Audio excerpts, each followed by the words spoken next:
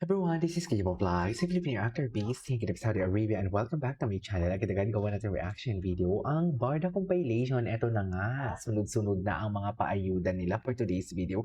The last time I checked ngayon, parang nagsabay. Hindi naman sila sabay, pero I think minutes lang ang pagitan. Nagparamdam si Ginoo sa Instagram, and right after that, si Barbie din, nag-IG story din si Barbie. Sino kasama ni Barbie dito? Okay, nag-i-enjoy. Shooting.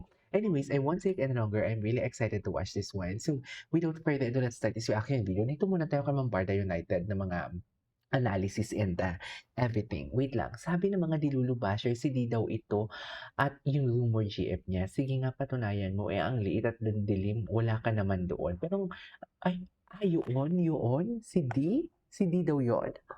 Yun doon? At GF niya? Ano ba sabi, ma'am? Akala ko video to. Bakit naman ano? Ako, alam mo, nang nakita ko to kahapon ng pinost ko, sabi ko, ay, nagparamdam siya. Nagparamdam na naman siya. Parang alam mo yung nasa sunset ka, mag-isa ka lang longing for someone or missing for someone. Haloy, kung may girlfriend si Ginoo, edi sana i-plenex niya dyan. Nakakahiya naman. Ang ganda-ganda ng sunset, ang ganda-ganda ng moment. Tapos hindi niya kasama yung Ginoo. 'Di ba? Hindi niya kasama yung girlfriend niya kung may girlfriend na siya. Tapos yung pinost pa niya, mag-isa lang siya. Tapos, nakakahiya naman yun sa girlfriend. Okay? Paano naman? Sige, kung may girlfriend, sige, push niyo yan for today's video. Go! Ni hanggang ngayon, hindi niyo pa din makuha ang validation ng Ginoo for today's video. Sa totoo lang. Hanggang ngayon, wala pa din silang makuha-kuhang validation. Hanggang ngayon, wala silang makuhang sagot kay Ginoo. Mas okay yun. Mas okay yun no, 10 days na. 10 days na walang paramdam si Jim Panocha. Ano na, wala pang bayad.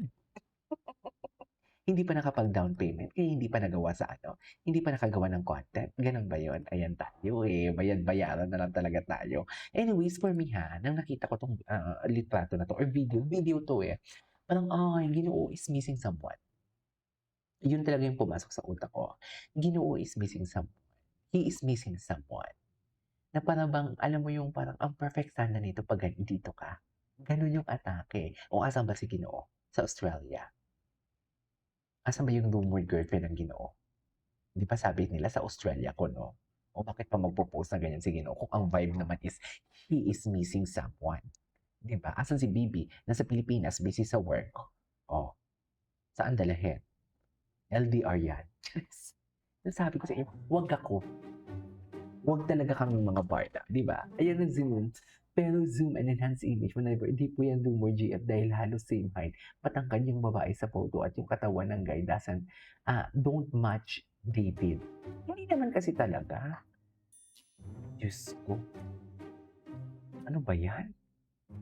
Pakadilulo naman talaga ng basher. Ay, yung mga fans ni Barda.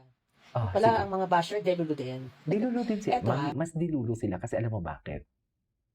Gumagawa sila ng kwento Yung picture is screenshot nila and right after that, pagkatapos silang screenshot, yun na yun. Pagkatapos silang screenshot, yun na talaga yun. Gawa na nila ng kwento. Tapos na, iba ang nangyari sa litrato. Ito yung patunay na tamang sinasabi ko. Kasi, tinan mo iba ang nangyayari sa litrato. Tapos ang mga basher, iba din ang nilalabas. Diba? Sinasabi photo to ko. ni Mama Eden sa St. Kilda Beach. So, pinipilit ng mga bashers, no, yung mga stan at mga anti-Barbie, na ito daw, yung nasa beach ay si Alex and David. Kung naman sasabihin yung si David at Alex yan, okay lang sa akin. Pero, patunayan nyo, di ba, na si David at Alex nga yan, di ba po? So, paano naman nyo nalaman na si David at Alex yan? At napakaliit at napakadilim, di ba po? Dilulungan Bakit nandun ka ba? Paano mo nalaman na si David at Alex yan nandun ka ba? Ang makakasabi lang yan na si David at Alex yan ay si David mismo at saka siguro yung nanay at kapatid niya kasi nandun sila pareho sa St. Kilda Beach, and it is the same beach where David was seated, no? Itong recent post niya na ulitin natin para marinig niyo. natin tayo lang ang delulu, no? Yung mga fans na Barda. Pala ang mga basher delulu din. Dilulu din Eto sila, Mas photo malala to ni sila. Mama Eden Mas sa malala St. sila Kilda kaysa sa Beach. atin. So, pinipilit ng mga bashers, no, yung mga stan at mga anti-Barbie, na ito daw, yung nasa beach ay si Alex and David. Kung naman sasabihin yung si David at Alex yan, okay lang sa akin. Pero, patunayan nyo, di ba, na si David at True. Alex nga yan, di ba po? So, paano naman nyo nalaman na si David at Alex yan? At napakaliit at napakadilim, di ba po? At Mm. bakit nandun ka ba? Paano mo nalaman na si David at Alex yan, nandun ka ba? Ang makakasabi lang yan na si David at Alex yan, ay si David mismo at saka siguro yung nanay at kapatid niya kasi nandun sila pareho sa St. Kilda Beach and it is the same beach where David was seated, no? Itong recent post niya na ano, di ba, na nag-hi siya.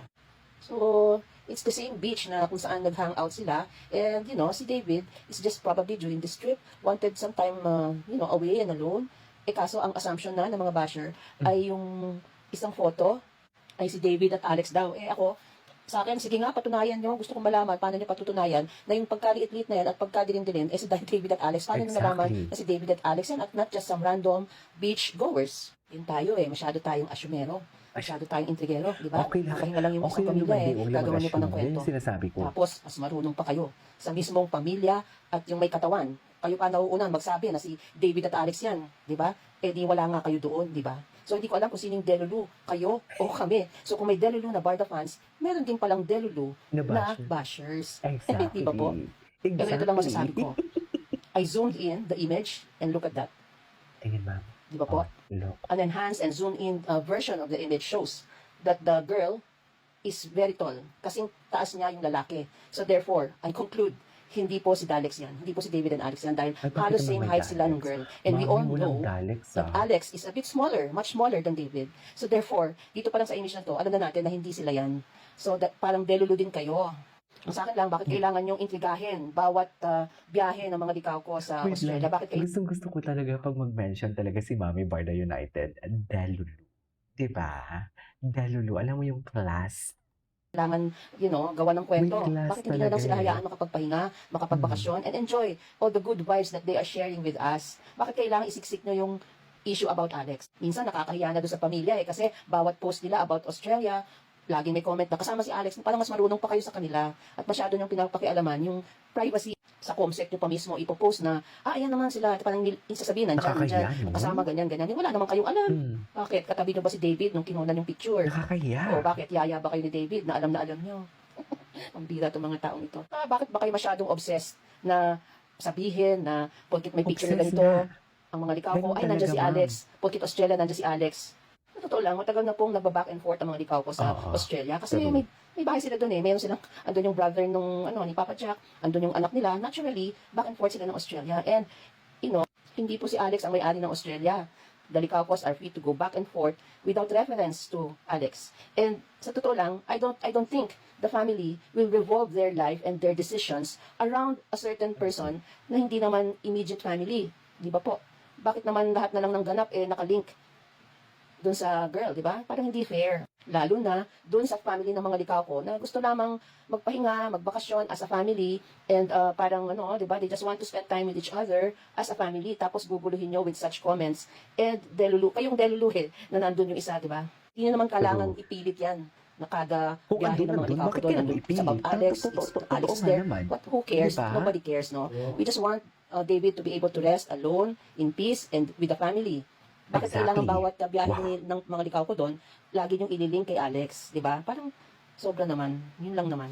Kaya na lang natin pahinga at mag-enjoy ng bakasyon ang pamilya without reference to anyone, but only their family. Yun na nga ang punto ng family nila They are enjoying this vacation Diba? as a Masaya family. silang pamilya. Tapos, Just them. No one else. manggugulo kayo doon. Ay, natapos na siya. Natapos na ang chika.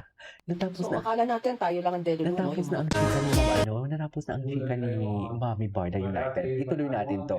So yeah, that is our for today's video. This is KJ Vlogs. And see you on my next vlog. Bye!